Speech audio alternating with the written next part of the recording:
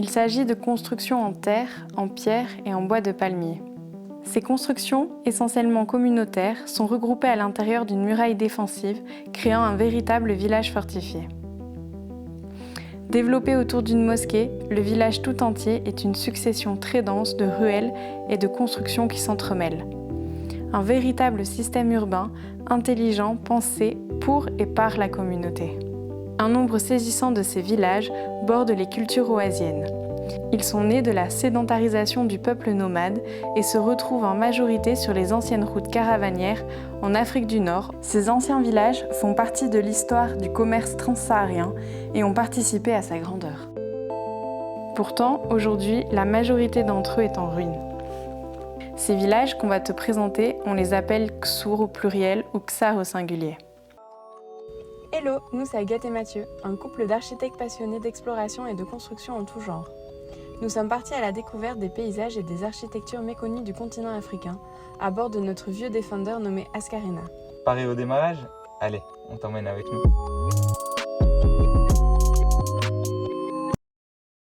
Alors on est dans la région des palmeraies et des oasis. Donc avec les palmiers, ils arrivent à cultiver les dattes. Donc on va s'arrêter, jeter les dattes dans un domaine. Salam. Bonjour. Les baisses? Ça va, merci. Je vais prendre les petites, comme ça. D'accord. Ça? Ouais. Voilà. 1 kg, 40 dirhams. 50. Merci. Et 100. Merci beaucoup. Bonne journée. Ben salama. Vous êtes d'été? Bien? D'été? Du thé? Oui. Ah, j'ai déjà bu le thé. Ah, c'est gentil, c'est gentil. Tu veux?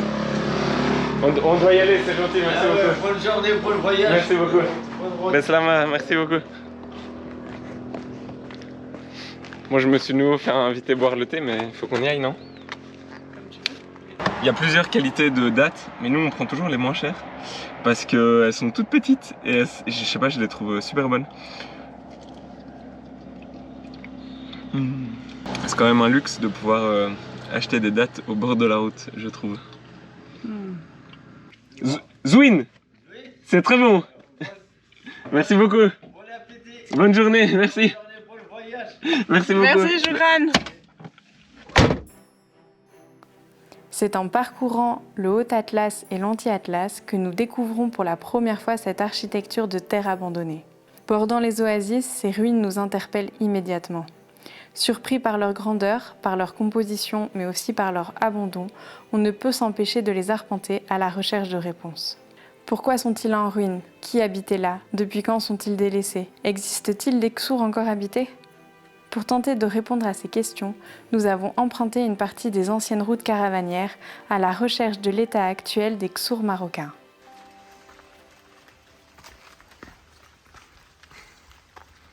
On n'avait pas encore de pluie au Maroc. Hein. Énorme. Waouh, on dirait un décor de film. Avec la montagne juste là.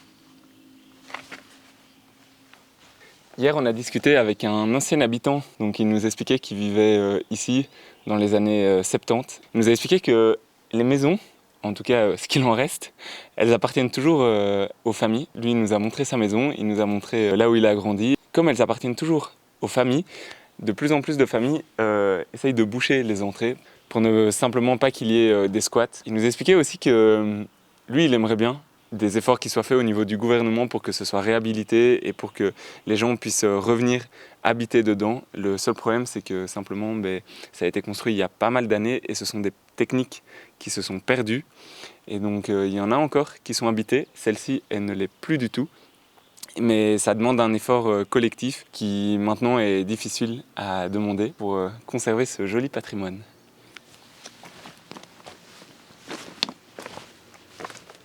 Après l'indépendance, dans les années 60 et 70, il y a eu un important exode rural au Maroc. Les jeunes sont partis en ville pour aller travailler, laissant les personnes plus âgées et les femmes avec les enfants dans les villages.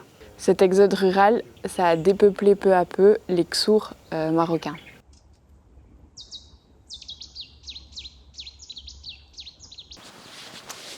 Et donc les enfants, après avoir été à la ville et avoir fait de l'argent, ils veulent retourner dans leur village natal et ils renient les constructions du passé, donc ces constructions en terre. Ils veulent de la modernité et donc ils construisent des maisons en béton à l'extérieur du village. On les voit, elles sont là, au bout de l'horizon. Ce qui se passe, c'est que donc, les parents ils restent pendant un petit temps dans ces maisons en terre jusqu'à ce qu'ils n'arrivent plus à s'en occuper et donc ils vont naturellement chez les enfants et ils délaissent les maisons construites en terre. Ce qui se passe, c'est que le toit n'est plus entretenu et donc il y a des infiltrations d'eau qui passent par ce toit, qui viennent gorger les murs, ça fait gonfler les murs et donc les murs, à un moment, eh bien, inévitablement, ils s'effondrent. S'il y a un mur qui s'effondre d'une maison en terre, tout le reste de la structure est fragilisé et donc ça devient impossible d'y vivre. Et peu à peu, on a ce deuxième exode pour aller un petit peu en dehors du village, pour habiter dans ces maisons en béton, dans lesquelles voilà, il faut moins d'entretien et qui sont le symbole de la modernité. Ça se passe plus ou moins dans les années 90.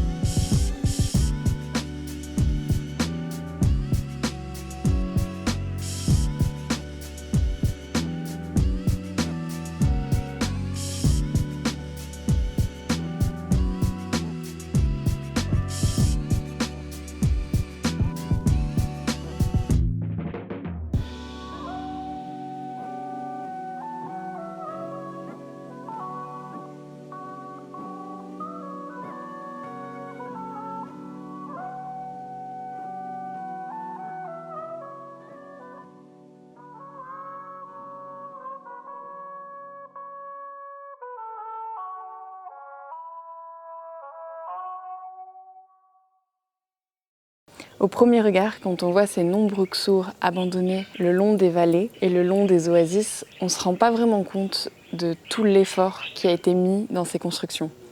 La construction en pisé, c'est quelque chose qui est très difficile à mettre en œuvre et ça demande un effort vraiment collectif. Donc c'est vraiment toute une mémoire de construction et toute une mémoire d'un collectif uni qui a derrière ces ruines.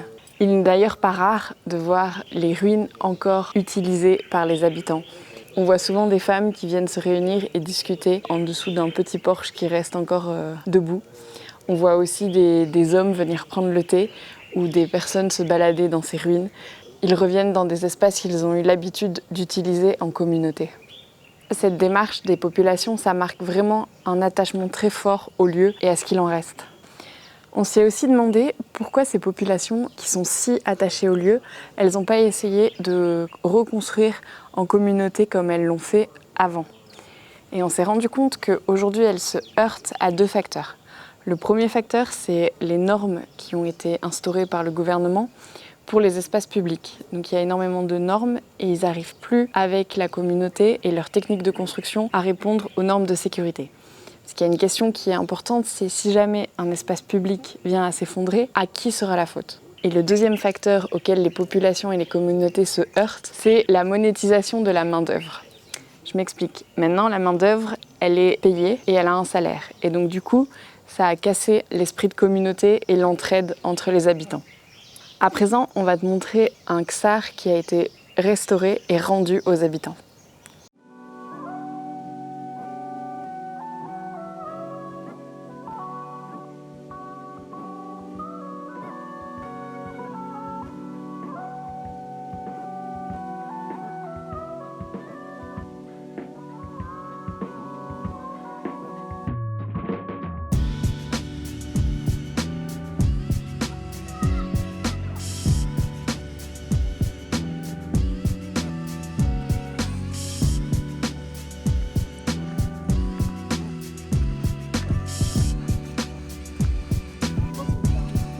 Aujourd'hui, on visite le ksar de Tissergat. C'est un des rares ksars qui a été entièrement rénové en utilisant les techniques traditionnelles d'avant. Et c'est intéressant parce que, comme on vient de te montrer, il y a énormément de ksars qui sont abandonnés sur toute la vallée du Dra. Et donc là, c'est un ksar qui est entièrement rénové et habité. Et ça a été entrepris dans les années 70. Il y a eu un énorme plan du Maroc qui voulait réhabiliter plein de ksars. Mais c'est le seul qui a été réhabilité parce que c'était le projet pilote. Bon, c'est déjà bien qu'il y en ait un, mais on aurait aimé qu'il y en ait plus. Mais on va voir ce que ça donne. Donc là, on est devant l'entrée du ksar. Donc c'était l'ancienne entrée principale. C'était l'unique entrée dans le ksar. Et donc c'est là qu'étaient contrôlés tous les arrivants. Elle était ouverte dès le matin et fermée dès le soir. Donc la nuit, c'était impossible de rentrer dedans pour se protéger des tribus autour. Donc ça, c'est la partie de la rénovation qui a été faite dans les années 70. Donc là, derrière moi, on voit bien l'enceinte extérieure. Et un truc qui est vraiment intéressant, c'est que à l'époque, les Ksours, ils n'avaient qu'une ou deux entrées, comme j'ai dit avant, pour fortifier et pour contrôler les entrées. Et c'est un petit peu problématique maintenant parce que simplement on n'a plus besoin d'une sécurité aussi grande dans les Ksours. Et donc ici ils ont fait le choix de faire des nouvelles entrées. Donc très certainement que cette entrée là, en fait elle n'existait pas, que le mur devait certainement continuer. Et c'est simplement pour un confort de circulation et d'utilisation du ksar. Et là on est sur la place principale. Ici c'est l'espace où les gens attendent avant d'entrer dans la mosquée. On voit que toute la toiture elle a été refaite en bois et avec, il me semble c'est du bambou, les tiges. Et on arrive à voir que sur le toit aussi, c'est de la terre qui a été mise.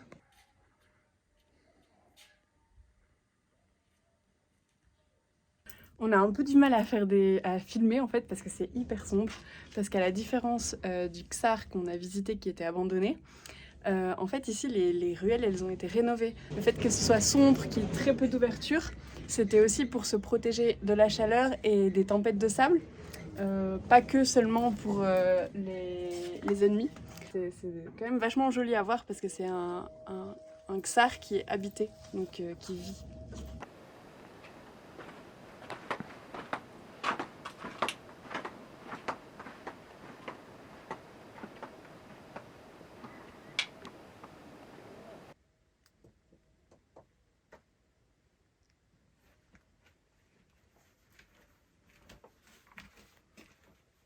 Tu me vois ? Okay. Moi, je vois pas trop où je marche. En fait, là, on n'est pas vraiment dans une ruelle. Enfin, c'est à la fois une ruelle et à la fois un espace habité. C'est-à-dire qu'il y a plusieurs rues principales à partir desquelles il y a des ramifications qui sont perpendiculaires et qui forment d'autres petites ruelles. Et il y a plusieurs maisons qui débouchent dans cette petite ruelle secondaire, qui elle-même débouche dans la ruelle principale. Et donc la ruelle principale, en fait, elle connecte juste des micro-quartiers de plusieurs maisons. Ce que j'ai tenté de t'expliquer sur place, en fait, c'est un nom, ça s'appelle un derb. Et c'est hyper intéressant parce qu'on les retrouve donc dans les Ksours, mais aussi dans les médinas. C'est aussi très particulier parce qu'on ne sait pas dans quelle rue on peut marcher. On a le droit d'aller et dans quelle rue, quelle rue est privée. Ouais. Cette notion du privé, du public est très difficile à définir. On est un peu perdu. Ouais. Et comme tu l'as remarqué, il n'y a pas non plus beaucoup d'ouvertures à chaque fois dans les murs. Tu vois là, très certainement, tout ça c'est une maison. Il n'y a que 4 toutes petites ouvertures. Bon alors la terre, il y a aussi plusieurs manières de la mettre en œuvre et je crois qu'Agathe a envie d'expliquer comment ça se passe. Donc ces constructions, elles ont été faites en pisé. Donc le pisé, c'est de la terre comprimée. Donc c'est assez simple à mettre en œuvre. C'est 2 plaques de coffrage de bois et on met la terre à l'intérieur et on la tasse par le haut. Donc on fait des petites portions de mur jusqu'à monter le mur jusqu'en haut. Et les murs, ils font entre 40 et 60 cm. Souvent, ils sont beaucoup plus épais à la base et l'épaisseur diminue en hauteur. On peut monter jusqu'à 3-4 niveaux, on a vu, dans d'autres constructions. Tout le monde construisait sa maison comme ça à l'époque. C'est vraiment très bien pour montrer aussi aux populations locales que le matériau il peut être toujours utilisé aujourd'hui, qu'on peut toujours construire comme ça et qu'on peut encore habiter dans ces constructions parce qu'aujourd'hui les gens ont tendance à se retourner vers le ciment, le béton et la brique cuite parce que c'est plus facile à mettre en œuvre. Bon, après, le problème de la terre, c'est évidemment que ça demande pas mal d'entretien. Tu le vois au niveau de la base, ici, ça s'effrite très rapidement. Et du coup, une des solutions, c'est souvent de faire une base un peu plus résistante, parfois en pierre. Comme ça solidifie vraiment la base du mur. Ça permet que ça résiste à l'humidité et à tous les chocs qu'il peut y avoir au niveau du sol. Bon, on voit que malheureusement, tout n'est pas encore rénové et qu'il y a encore des parties du XAR qui ont besoin d'un petit peu de construction. Alors ça peut paraître évident pour certaines personnes, mais ça l'est pas pour tout le monde. Il faut savoir que la construction en terre, c'est très écologique. Donc aujourd'hui, le ciment, c'est très mauvais, les constructions en ciment pour l'écologie. Alors que la terre, c'est un matériau que tu prends sur place, donc il n'y a pas de transport. Tu construis ton mur et quand tu le démolis, ça revient dans le sol et normalement, il n'y a rien dedans qui pollue. Parce qu'aujourd'hui, on en a besoin. On a besoin de construire avec des matériaux beaucoup plus écologiques. Donc c'est des merveilleux exemples de réhabilitation.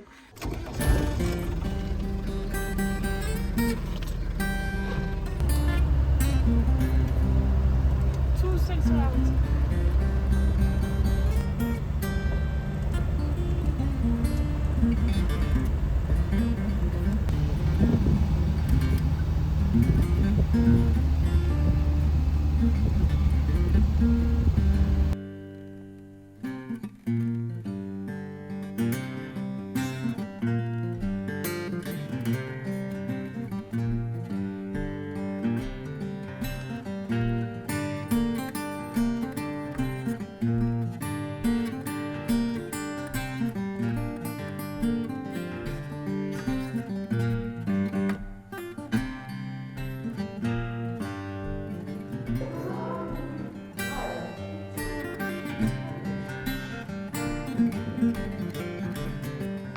C'est le XAR de Assa. Alors on a fait un grand détour pour y arriver, mais on voulait absolument venir ici parce qu'on était un petit peu resté sur notre faim après la visite du XAR de Tissergat. Et donc le XAR d'Assa, il a été construit au XIIe siècle et il était vraiment un point super important du commerce transsaharien, donc du commerce de caravaniers. Et donc c'est l'un des XAR les plus grands du Maroc, donc en superficie. Donc voilà, c'est un XAR qui a été très prospère et qui a accueilli beaucoup de voyageurs autour du commerce à l'époque. Alors comme très souvent, dans le cas d'Exour, ils sont construits proche d'une palmeraie. Donc comme tu le vois, la palmeraie elle est juste derrière moi. Et par contre c'est la ville nouvelle que tu vois derrière la palmeraie. Donc, le XAR il se trouve juste là en fait et il surplombait la palmeraie. Ce qui est vraiment très intéressant dans le XAR d'Assa que l'on vient de visiter, c'est que l'architecte Salima Nagy, elle a choisi de reconstruire en priorité les espaces publics et les espaces communs à la population. Et elle a choisi de le faire, donc, comme tu as pu voir, en utilisant les matériaux locaux et les techniques qu'on utilisait avant. Donc vraiment dans le respect de la tradition et de l'ancien. Et donc c'est très intéressant parce que c'est l'inverse de ce qui se passe dans le reste du pays, où les architectures publiques, les écoles, les cafés, les mosquées sont tous majoritairement construits en béton. Et donc pour eux, ces lieux publics, c'est le symbole de la modernité. Les gens ne veulent plus construire avec les techniques anciennes et veulent tous construire en béton. Et donc c'est un gros problème au Maroc parce qu'on voit énormément de villages qui sont entièrement reconstruits en béton et en briques de parpaing ou en briques de terre cuite, que des matériaux qu'ils achètent et qu'ils importent et plus des matériaux qu'ils prennent sur place. Et du coup, ils délaissent tous ces lieux qui étaient faits depuis toujours avec des matériaux locaux. Donc tous ces lieux sont délaissés et ces lieux tombent en ruine à cause de leur délaissement, justement, comme tu as pu voir. Et donc du coup, dans cette restauration, Salimanagy a inversé le paradigme et elle a fait les lieux publics avec les matériaux locaux dans les anciennes traditions et les anciennes techniques. Et donc, les gens se réunissent dans ces lieux qui sont construits comme avant. Et du coup, avec cette démarche, l'architecte montre qu'on peut toujours vivre dans ces lieux et que ce n'est pas le béton qui est symbole de modernité, que les constructions anciennes et les anciennes techniques sont toujours d'actualité aujourd'hui. Et on peut vivre à l'intérieur, on peut profiter de ces espaces. Elle redonne la lettre de noblesse à ces techniques ancestrales par le biais des espaces publics qu'elle a reconstruits. Ici, c'est une grande esplanade avec un petit restaurant-café de ce côté-là, avec une jolie terrasse. Et c'est souvent utilisé lors des cérémonies, lors des folklores. Alors, malheureusement, il n'y a rien à fêter aujourd'hui, donc il est vide, mais c'est quand même une jolie place sur laquelle faire des spectacles. Et on voit aussi que toute la muraille a été refaite. On est dans la partie sud du site qui est la partie qui a subi le plus la ruine. Et donc je pense que c'est pour ça qu'autour de nous, à part ce bâtiment que je viens de te présenter, le reste n'a pas été reconstruit parce que tout simplement plus personne n'y habitait.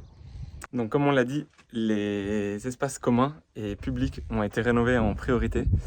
Et ça inclut aussi les ruelles, j'ai oublié de le dire. Et donc regarde si elles sont pas belles, ces petites ruelles en pavé. Elles sont trop belles et donc elles ont été reconstruites partout dans le site. Je me demande si cette maison-là, elle n'est pas habitée parce qu'il y a la petite porte, il y a une petite lampe au-dessus de la porte et à côté il y a des petites plantations comme pour faire un petit jardin d'entrée. Donc ici aussi on voit. Donc je sais pas, peut-être que c'est habité. On sait pas trop. Mathieu, c'est pas bien de regarder chez les gens par les portes.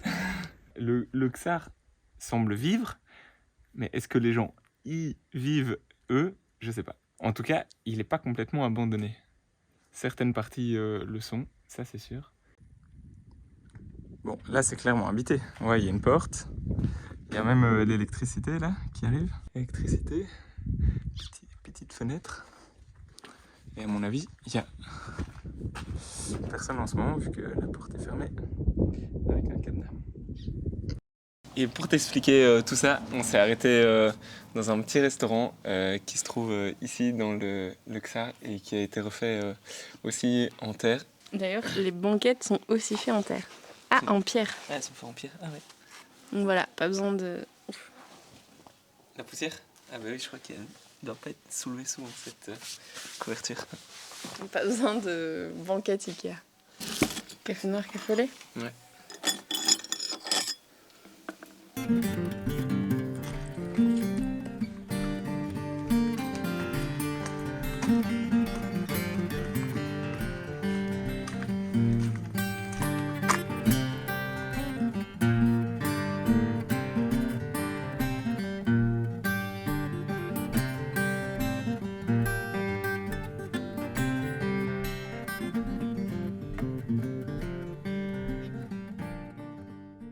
On va visiter le Ksar de Ait Ben Haddou. Donc c'est le seul Ksar qui est inscrit sur la liste du patrimoine mondial de l'UNESCO. Il est inscrit depuis 1987. Ça donne une valeur à ce patrimoine. On va se demander pourquoi celui-là et pas d'autres, donc on va aller voir. Et c'est marrant parce qu'on n'a jamais vu autant de touristes à un Ksar que ici. Donc certainement aussi que le fait qu'il soit à la liste du patrimoine fait que beaucoup de monde viennent le visiter. Et on est dans la vallée de l'Ounila, donc je crois que le fleuve Ounila, normalement il passe par là. Ah ouais. Mais on est en saison sèche, donc voilà, il n'y a pas d'eau. À l'époque, la vallée de l'Ounila, c'était un passage important du commerce caravanier. Donc c'est aussi pour ça que le Ksar a été construit, parce que c'était du coup une ville de commerce de caravaniers. Ouais, c'est un peu une ville-étape avant Marrakech. C'est ça, Et entre Ouarzazate et Marrakech. L'effet patrimoine de l'UNESCO.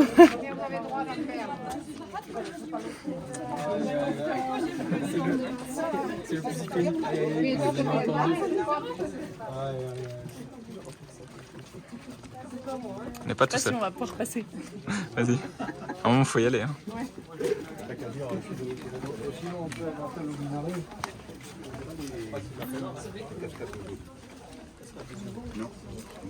Alors comme on te l'a déjà pas mal montré, il y a plus beaucoup de monde qui habite dans les Ksars. Et donc ici, c'est surtout ben voilà, des boutiques. Il y a peut-être encore quelques familles qui vivent ici, je suis pas sûr. Mais très peu.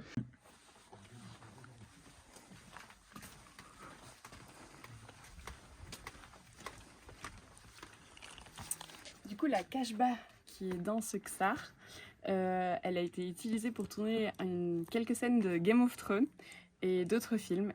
Dans les années 80, il y a eu un film qui a été tourné dans la Kashba. Et en fait, pour ce film, ils ont refait une nouvelle enceinte qui n'existait pas avant. Donc ça pose la question du patrimoine. Juste pour quelques scènes, ils ont fait une nouvelle enceinte. Et c'est seulement après que le Ksar est rentré au patrimoine mondial de l'UNESCO. Bon, et du coup, cette enceinte, elle pose un peu la question des reconstructions, évidemment, des Kashba. C'est quand même le premier Ksar qu'on visite où on ressent le marché du tourisme. Ouais. Il y a des boutiques partout, tout est payant, tu sais pas trop qu'est-ce qui est payant, qu'est-ce qui est gratuit, t'as les guides, les pas de guides. C'est un peu compliqué et c'est rempli de touristes et on voit pas trop d'habitants. Alors que d'habitude, nous, on va quand même visiter des choses hors des sentiers touristiques et donc il y a les habitants en fait. Et là, non. Bon, malgré tout, elle est très belle cette porte. Hein. Ouais. Mais donc du coup, dans ce Ksar, il y avait deux portes, une à l'est et une à l'ouest. Et le Ksar, il a été construit adossé à la colline pour se protéger. Alors malgré le contre-jour, je sais pas si tu arrives à voir, la Kashba, elle est là. C'est là qu'il y a eu les scènes de Game of Thrones et de ces fameux films dont on te parle. Et donc apparemment, il y a une porte de Game of Thrones célèbre, mais malheureusement, nous n'irons pas la voir. Parce que nous n'avons pas envie de payer juste pour voir la porte de Game of Thrones. Ouais, surtout que aucun de nous deux n'a regardé Game of Thrones. Voilà. Donc ça nous touche pas plus. Ça nous touche pas plus que ça. Et là, on va recevoir 10 commentaires de nous dire qu'il faudrait qu'on regarde Game of Thrones quand même. Ouais, c'est clair. Peut-être on va profiter du voyage, on sait pas. Ouais, pour le moment, on n'a pas trop le temps. Waouh. Ah oui, tu vois un petit peu. Tu vois un petit peu tout le Ksar construit sur la colline. C'est quand même magnifique. Hein. Ouais, c'est magnifique.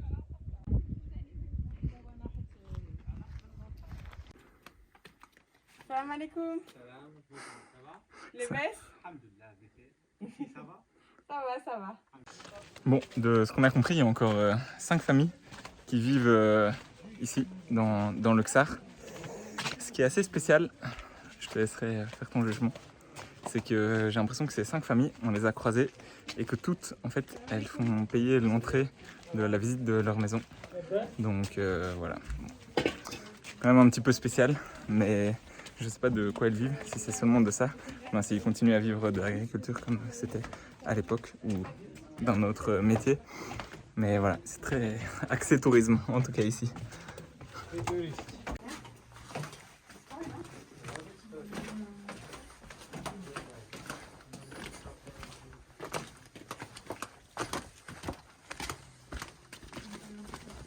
À côté du fait que ce soit classé au patrimoine de l'UNESCO, il y a tout un tourisme lié au cinéma. C'est-à-dire que le touriste, il veut aller voir cette fameuse porte de Game of Thrones, il veut aller voir l'arène de gladiateurs. Enfin, c'est assez spécial. Non, mais le problème, c'est que du coup, tous les touristes viennent ici. Enfin, c'est impressionnant. J'ai jamais vu autant de... Toutes ces voitures, en fait, c'est des voitures de touristes. C'est des cars de touristes. Mais quand on est arrivé ici, c'était un embouteillage de touristes. Il n'y a que le Ksar à visiter. Il n'y a rien d'autre. Ok, on est juste à côté de Ouarzazate. On est entre Ouarzazate et Marrakech. Donc c'est hyper simple de venir soit de Marrakech, soit depuis Ouarzazate pour le visiter. Mais ça ne reflète pas l'état du patrimoine marocain, en fait. Tu vois, c'est vraiment un seul exemple. C'est le seul Ksar qui est classé. Alors qu'on en a vu plein d'autres qui sont magnifiques et qui mériteraient alors d'être classés. Les Ksours abandonnés qu'on a visités, ils étaient magnifiques. Et même si c'est abandonné un peu en ruine, ça reste un patrimoine. Et il y en a qui sont même plus jolis et plus représentatifs que ceux-là. Ouais, celui-là, du coup, c'est un peu difficile de l'apprécier aussi. Parce qu'il y a des boutiques de touristes partout. Donc on se rend pas compte de l'atmosphère qu'il pouvait y avoir. Ouais, voilà. Certains disent que c'est un peu une Disneylandisation. Tu te demandes si c'est vraiment encore de l'authentique que tu visites. Et malgré que ce soit classé au patrimoine mondial de l'UNESCO, il y a quand même des ruines et il y a quand même des maisons qui mériteraient à être rénovées et qui ne le sont pas. C'est là que se termine cette visite des Ksours. On t'a montré l'exemple d'un Ksar abandonné, c'est ce qu'on voit le plus souvent. On t'a également montré l'exemple d'un ksar qui a été réhabilité pour être réhabité par les habitants de la ville. Donc ça, on trouve que c'est une démarche qui est très appréciable, de remettre ces habitations en fonction pour les gens qui habitent dans ces villages. Et ici, c'est l'exemple du seul ksar au Maroc qui est inscrit au patrimoine mondial de l'UNESCO. Donc ce n'est plus du tout un village habité maintenant, mais plutôt un village touristique.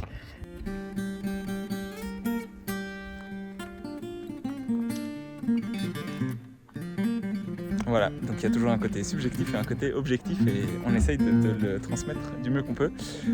Maintenant, direction désert. Voilà, allez, c'est parti. À la rencontre des nomades. Ouais. Tu vas voir, ça va être pas mal.